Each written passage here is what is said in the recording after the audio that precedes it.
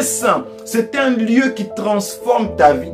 C'est un lieu où tu as des expériences intimes avec Dieu. Laisse-moi te dire, pendant que tu es distrait, il y a des hommes qui sont en train d'expérimenter Dieu dans la profondeur. Quand je dis expérimenter Dieu, c'est de palper le surnaturel de Dieu. Bien-aimé, pendant que toi tu es dans une religion, tu crois que je peux seulement prier, battre les mains, faire danser les gens. Bien-aimé, il y a des gens, quand ils adorent, la guérison est en train de toucher ceux qui sont malades. Il y a des personnes, quand ils adorent, la délivrance commence. Et la Bible va même loin, elle me montre un homme comme David en train de jouer à la harpe. Et les esprits mauvais sortent de la vie de Saoul. Moi, je suis de ceux qui croient qu'on peut atteindre une dimension d'adoration où tu adores seulement Dieu et le surnaturel se manifeste. Bonsoir à tous, que Dieu vous bénisse abondamment. Après avoir défini l'adoration et quelques termes que nous utilisons pour remplacer l'adoration, j'aimerais par contre nous poser à nous tous les bonnes questions. Je crois que ces questions sont très importantes déjà dans un départ pour nous permettre à comprendre la pensée de Dieu. Voici, quand j'ai dit que adorer ou l'adoration, c'est quelque chose qui est beaucoup plus lié à une relation, c'est pour nous dire qu'on ne peut pas adorer Dieu sans avoir une relation avec lui. Et quand je dis avoir une relation avec Dieu, c'est que on doit connaître Dieu. Voici la question que je pose et que je me pose toujours. Est-ce que je connais Dieu? J'aimerais que tu le fasses avec moi, que tu te poses aussi cette question. Est-ce que tu connais réellement Dieu? Cette question est très pertinente parce que de nos jours, nous voyons beaucoup de choses. Nous voyons de personnes qui peuvent passer 1 heure, 2 heures, 3 heures du temps dans la présence de Dieu, à parler, à prier, à dire de bonnes paroles à Dieu. Moi, sitôt ils disent Amen, ils sortent et c'est fini. Tout ce qu'ils ont fait n'était qu'un rituel. La même personne qui était en train de prier pendant 1 heure, 3 heures, à crier, à chanter, à sauter. Aussitôt il sort de la porte, il commence à insulter comme tout le monde. Il commence à parler comme tout le monde. On se pose la question, mais est-ce que cette personne était vraiment en train de prier? Les bonnes questions à se poser ce soir, c'est que est-ce qu'on connaît vraiment Dieu? Parce qu'on ne peut pas être un adorateur si on ne connaît pas Dieu, si on n'a pas une intimité avec Dieu. Voici le mystère derrière ces mots connaître. En fait, après avoir lu la Bible depuis un très long moment, je fais des recherches en hébreu.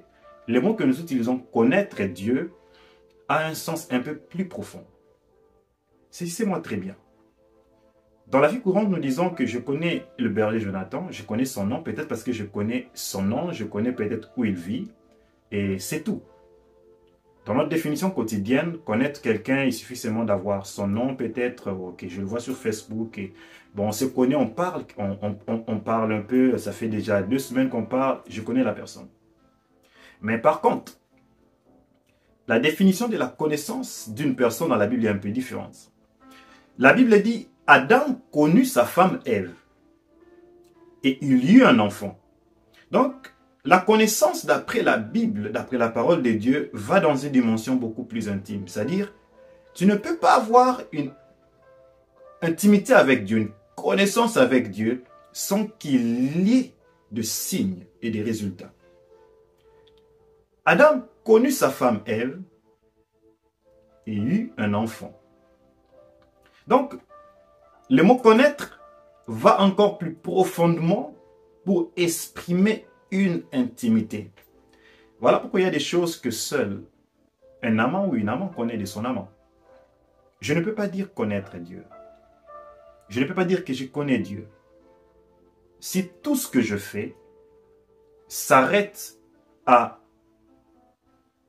un temps de prière, c'est-à-dire après avoir prié 1 heure, et peut-être après avoir prié sans donner le temps à écouter Dieu. Nous faisons des fois des choses comme des religieux. Des fois, nous nous mettons à prier, à parler. Je vois des fois dans des moments de culte où nous disons de très belles paroles. Aussitôt nous finissons, nous devenons des hommes ordinaires. C'est comme si on n'avait même pas eu le temps de parler à Dieu.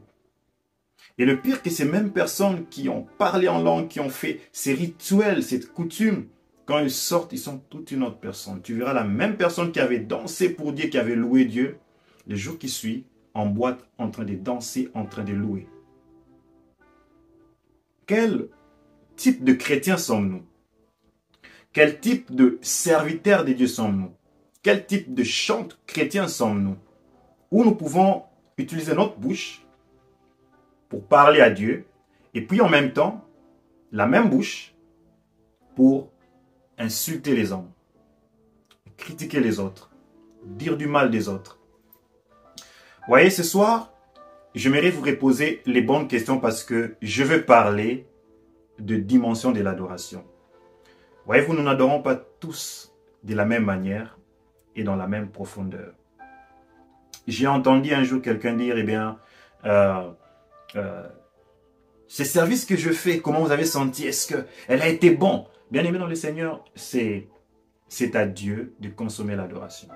Ce n'est pas à nous de dire si le culte, la louange, la prière était agréable ou pas. C'est à Dieu de consommer l'adoration. Il est l'auteur, il est le consommateur de l'adoration. C'est à lui de décider.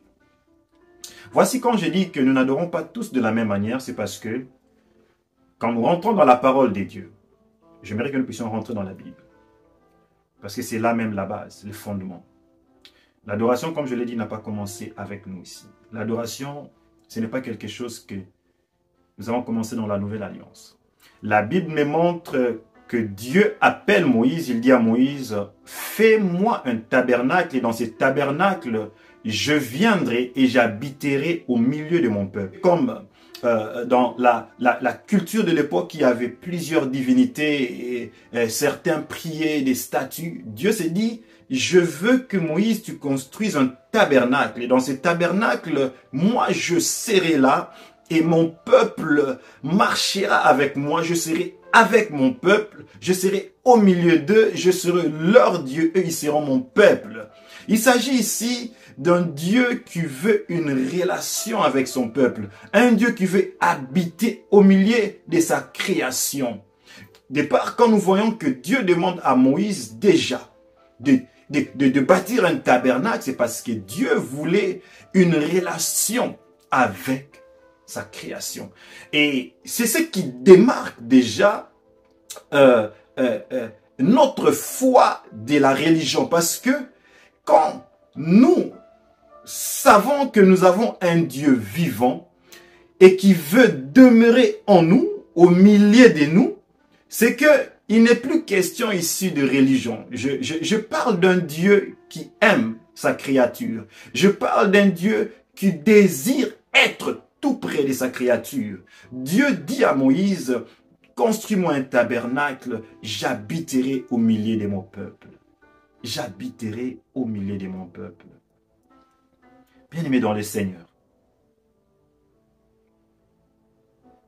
la meilleure question à se poser, quelle était la pensée de Dieu dans ce tabernacle qui n'est qu'une révélation de ce que nous sommes aujourd'hui?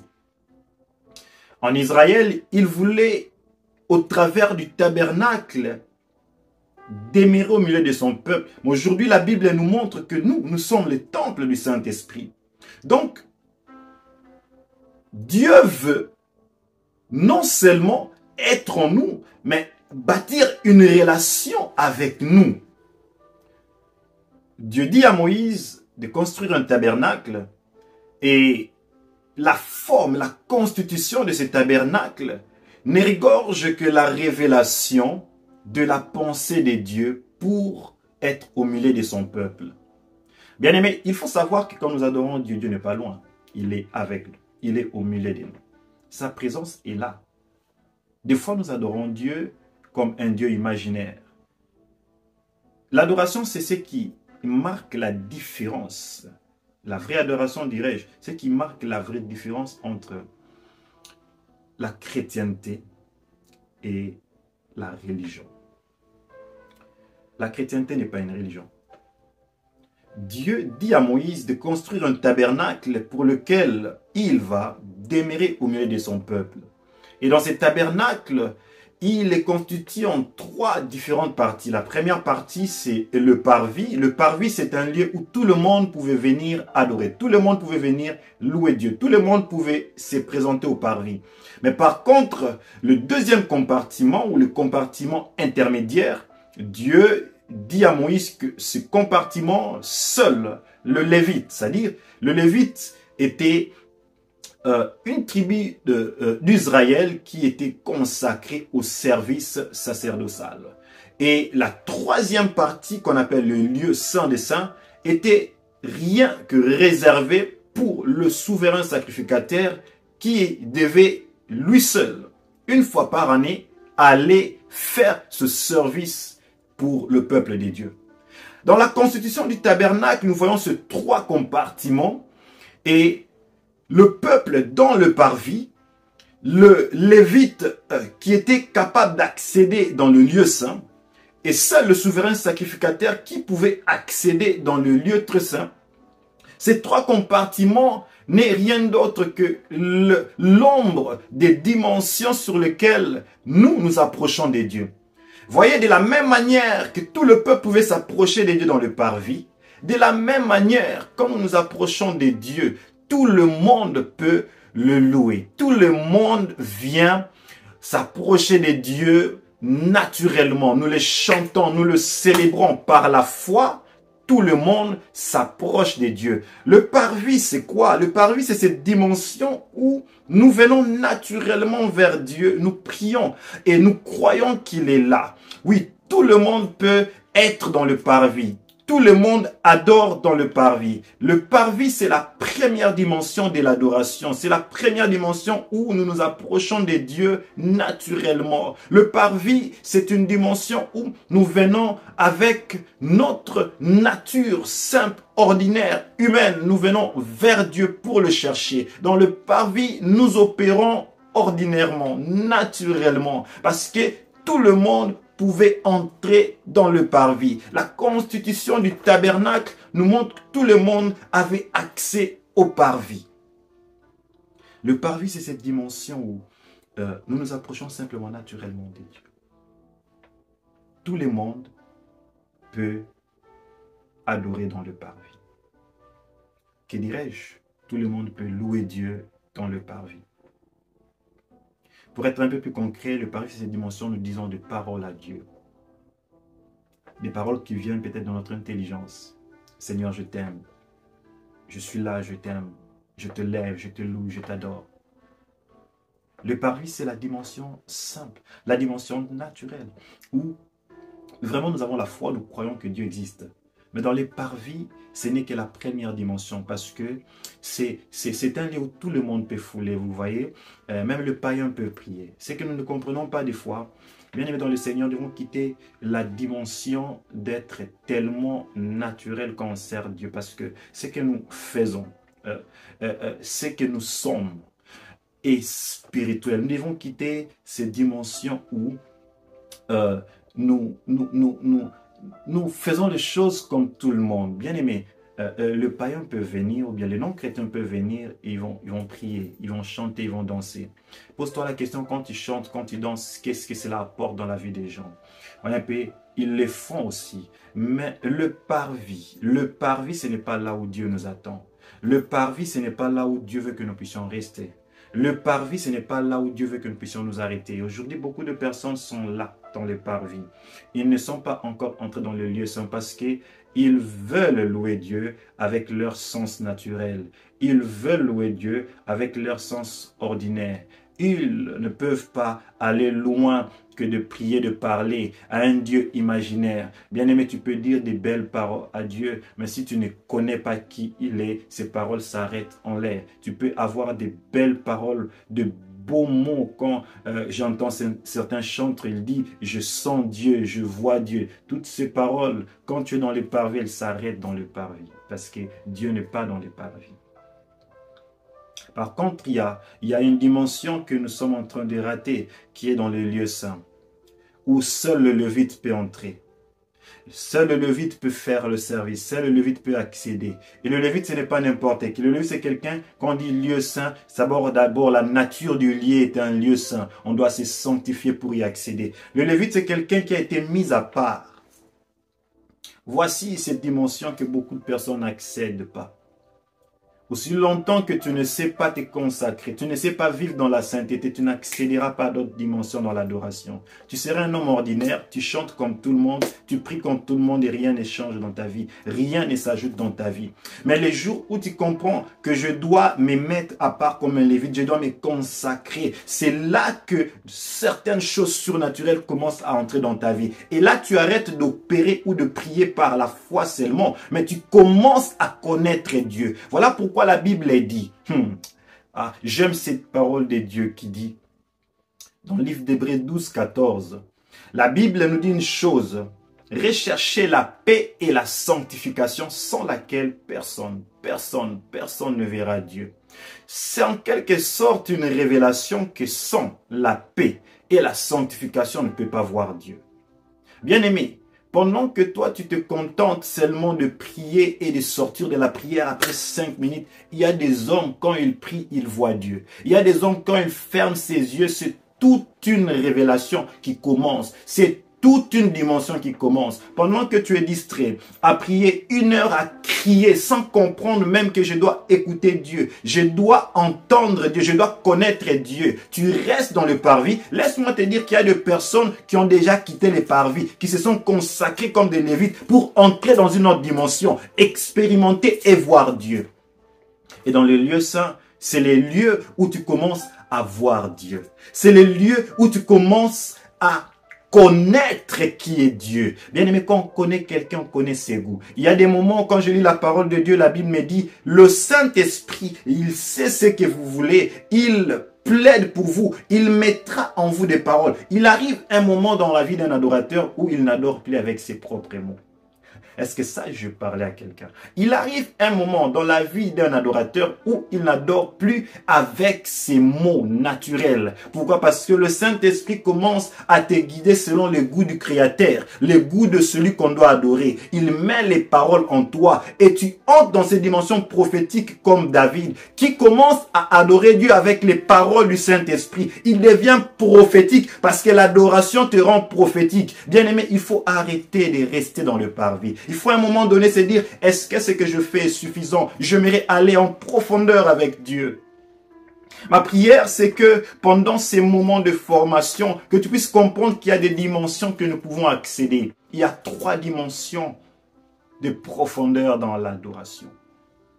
La première dimension, c'est le parvis. Mais Dieu ne veut pas que tu t'arrêtes dans le parvis. Il veut que tu comprennes que tu peux avoir une intimité avec lui et tu peux découvrir le secret de son cœur. Un homme qui connaît un homme qui connaît Dieu, j'allais dire, connaît donc la pensée de Dieu. C'est à ce genre de personnes que Dieu peut révéler sa pensée, ses projets. C'est dans ce genre de personnes que Dieu peut montrer ce qu'il a comme plan. Pose-toi la question. Est-ce que tu connais Dieu? Pendant que je t'entends de parler, est-ce que tu connais Dieu? Et pose-toi aussi la question, est-ce que tu es toujours dans le parvis ou tu es maintenant dans le lieu saint? Mais voici qu'on est dans le lieu saint, on connaît Dieu. Pourquoi? Parce qu'on s'est mis à part, on s'est sacrifié. Il y a des conditions pour accéder au lieu saint. La Bible dit que c'est les lieux saints. Donc, il faut remplir quelques exigences pour accéder au lieu saint, quitter les parvis. Un homme ou un chrétien, un serviteur de Dieu qui ne sait pas vivre dans la sanctification ne connaîtra jamais la dimension profonde de l'adoration. Bien-aimé, pour accéder à une dimension profonde de l'adoration, il faut être un homme qui pratique la sanctification. Un homme qui pratique la crainte de Dieu. Quand je dis un homme qui pratique la sanctification, c'est triste de voir combien de chrétiens aujourd'hui, même avant de faire un service spirituel, ils ne savent même pas se sanctifier. Et des fois, d'ailleurs, ce qui est triste, on se sanctifie pour faire le service. Mais quand on n'a rien, on n'a pas un service à faire, on vit comme tout le monde. Je dis que l'adoration, c'est une relation intime avec Dieu. Je n'ai pas besoin de me sanctifier quand je serai devant les gens. J'ai besoin de me sanctifier pour garder ma relation avec Dieu. J'ai besoin de me sanctifier pour être en communion avec mon amoureux, celui que j'aime, Jésus-Christ. Bien-aimé, si ce message ne te touche pas, il y a un problème dans ta vie. Tu dois te poser les bonnes questions. Est-ce que ce que tu es en train de faire est correct? Est-ce que réellement tu connais le Seigneur ton Dieu? Est-ce que tu crois réellement que Dieu peut dire de toi que tu es un vrai adorateur? Et la troisième dimension, c'est le lieu très saint. La Bible a dit que dans le lieu très saint, seul le souverain sacrificateur pouvait accéder. Le lieu très saint est tellement dangereux parce que la présence de Dieu est en même temps dangereux et bénéfique pour nous si on ne comprend pas comment y procéder.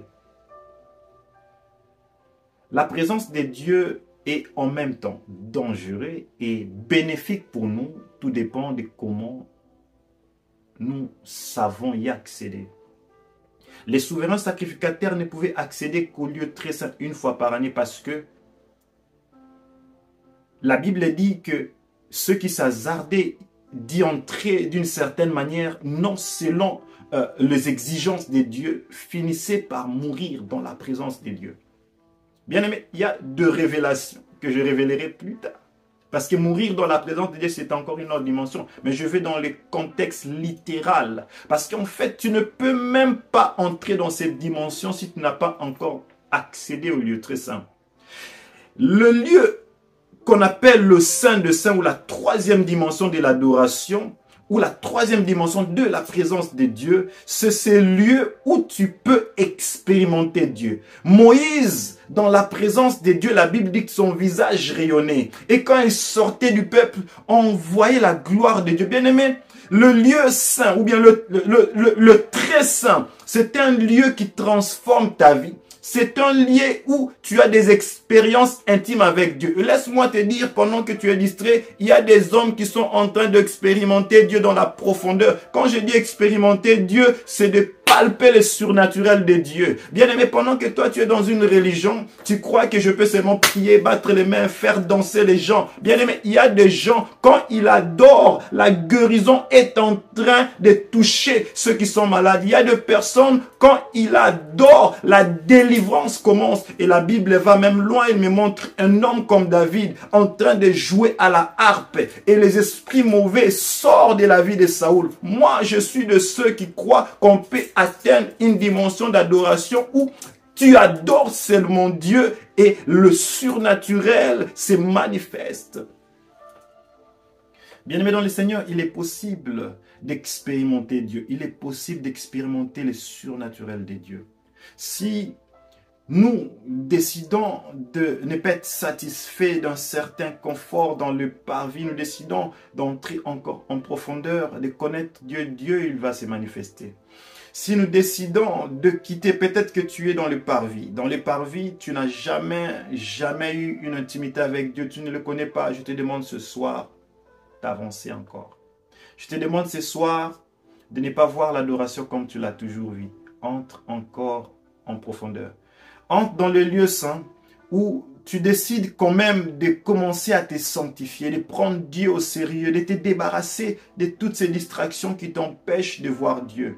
Parce que tu ne peux pas voir Dieu. La Bible dit rechercher la paix et la sanctification sans laquelle nous ne pouvons pas voir Dieu. Décide-toi d'entrer dans une dimension où tu remplis quand même les conditions pour que cette intimité soit établie. Notre Dieu est saint, vous savez, à chaque fois que Dieu se révèle aux hommes dans la Bible, je vis ça dans la vie de Moïse, j'ai aussi vu ça dans la vie de Josué, il n'oublie pas de leur rappeler d'ôter leurs sandales. Pourquoi il dit « ôtez vos sandales de ces lieux, car le lieu sur lequel vous vous trouvez est saint ». Bien-aimé, notre Dieu est saint. Il y a des choses que tu n'expérimenteras pas dans ta vie si tu ne sais pas te consacrer. Or, le terme consacré, tu sais, dans la Bible, fait référence à sanctifier. À plusieurs reprises, quand Dieu dit à Moïse, consacre mon peuple, le mot utilisé en hébreu veut dire sanctifie mon peuple. C'est-à-dire, purifiez-vous, mettez-vous à part. Tu ne peux pas connaître Dieu si tu ne sais pas prendre du temps où tu te mets à part. Il ne s'agit pas ici de se retirer, il s'agit ici de se consacrer, de se sanctifier. La meilleure manière de se retirer spirituellement, c'est de se sanctifier. Et si tu es déjà dans le lieu saint, tu connais Dieu, ne t'arrête pas là. Dieu m'envoie pour te dire que tu dois entrer dans cette dimension, tu dois expérimenter Dieu. Tu peux être un chantre chrétien, tu peux être un pasteur, tu peux être un ministre de Dieu. Là où tu es, sache qu'il y a des hommes, simplement pendant qu'ils adorent, le surnaturel de Dieu est en train de se manifester. Pour clôturer, je vous donne un témoignage qui m'est arrivé dans mon ministère et je comprends qu'il est très important, vraiment très important de comprendre la puissance de la louange, de comprendre la puissance de l'adoration. Une vie d'adoration n'est pas une vie ordinaire. Une vie d'adoration déclenche de choses surnaturelles tout autour de nous. Surtout quand nous avons atteint ces niveaux. Je n'oublierai jamais, j'étais invité à un moment de prière où je devais exhorter. C'est un bien-aimé que j'aime beaucoup, il s'appelle le frère Fils. Je l'aime vraiment beaucoup, ça fait beaucoup d'années. À Kinshasa, on m'a invité prêcher. Ce soir-là, le Seigneur m'avait dit de louer. Je pars en ces lieux, j'ai retrouvé qu'on avait pas mal de personnes, on a commencé à louer. À un moment donné, le désir d'exhorter est venu, le Seigneur m'a dit non. Je veux que tu loues et je vais prendre en charge le reste. Alors, je me suis laissé par l'Esprit, nous avons commencé à louer. Nous avons tellement commencé à prier qu'il y a 2 filles qui sont entrées. L'une d'elles était la sœur de celui qui m'avait invité à prêcher. Et on a toujours parlé avec ce frère, il me disait toujours que ma sœur, j'aimerais qu'elle serve Dieu, mais elle est très lourde, elle a sa vie et tout. Ce soir-là, elle était venue en retard et nous étions en train d'adorer. Simplement en train de louer Dieu. Nous étions en train de louer Dieu. La présence de Dieu était tellement intense, ça n'a pas fait 10 minutes qu'elle est entrée, elle est tombée par terre. Elle a commencé à parler en langue et depuis 21h, elle s'est réveillée les jours qui suivent parce qu'elle était en extase. Je ne savais pas qu'est-ce qui s'est passé dans sa vie, mais je n'étais qu'en train d'adorer. Tout ce que j'avais fait, c'était louer. Et je ne fais que louer Dieu. Et les jours qui suivent, les témoignages qui s'est suivi étaient très, très glorieux. Ce bien-aimé vient vers moi et me dit, mais tu sais, on a prêché, ma sœur, on a fait des efforts, elle n'a jamais changé. Mais je ne sais pas ce qui s'est passé ces jours-là. Quand j'étais en train d'adorer, elle est tombée. Je ne sais pas ce qu'elle a vu. Nous ne comprenons pas ce qu'elle a vu. Depuis cette soirée, ma sœur me demande de la prêcher. Elle veut commencer à servir Dieu avec nous. Bien-aimé, il y a des choses qu'on ne force pas.